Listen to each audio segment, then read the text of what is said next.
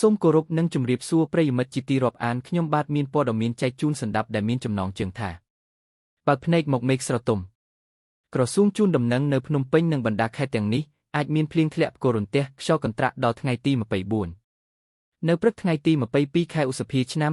2025នេះក្រសួងធនធានទឹកនិងទុននិយមបានចេញសេចក្តីជូនដំណឹងស្តីពីស្ថានភាពធាតុអាកាសនៅកម្ពុជាឲ្យបានដឹងថាខ្យល់មូសុងនិរតីជាមួយសម្ពាធទាបដែលគ្របដណ្ដប់លើឈូងសមុទ្រថៃអាំងទន្លេមេគង្គនិងសមុទ្រចិនខាងត្បូងមានឥទ្ធិពលមកលើកម្ពុជាស្ថានភាពបែបនេះនឹងធ្វើឲ្យចាប់ពីថ្ងៃទី22ដល់ថ្ងៃទី24ខែឧសភាឆ្នាំ2025មានលក្ខណៈដូចទៅ1តំបន់វាលទំនាប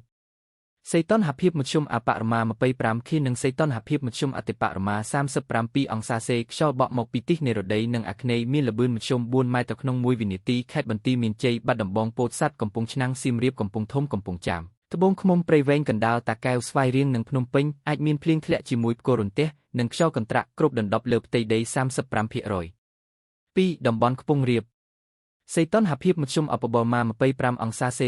36អង្សាសេខ្យល់បក់មកពីទិសនិរតីនិងអាគ្នេយ៍មានល្បឿនមធ្យម3ម៉ែត្រក្នុង1វិនាទីខេត្តកំពង់ស្ពឺប៉ៃលិនឧត្តរមានជ័យព្រះវិហារក្រចេះស្ទឹងត្រែងរតនគិរីមណ្ឌលគិរីជួរភ្នំដងរែកនិងតំបន់ជួរភ្នំក្រវៀងអាចមានភ្លៀងធ្លាក់ជាមួយផ្គររន្ទះនិងខ្យល់កន្ត្រាក់គ្របដណ្ដប់លើផ្ទៃដី 30% 3តំបន់មាត់សមុទ្រសីតុណ្ហភាពមធ្យមអបរមា25អង្សាសេនិងសីតុណ្ហភាពមធ្យមអតិបរមា